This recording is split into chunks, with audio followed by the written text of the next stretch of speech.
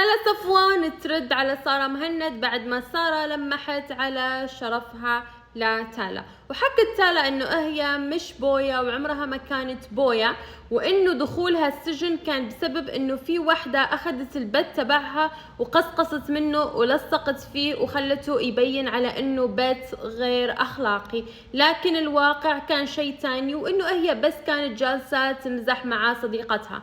حكت كمان انه هي كانت مسوية قناة خاصة عشان تخلي البنات يبتعدوا عن البويات، او اذا في وحدة تفكر انها تصير بويا تبتعد عن هذا الطريق وتمشي صح. وحكت تالا انه هي ابدا ما راح تسامح سارة مهند على قذفها في شرفها لين عند رب العالمين. شو رايكم في هالشي اللي قاعد يطلع؟ انا اشوف انه هما خلاص الاثنين محتاجين انه هما يسووا ستوب ويرتاحوا ويوقفوا من الاشياء اللي جالسة تطلع. الموضوع ممكن يكبر ازيد عن كذا.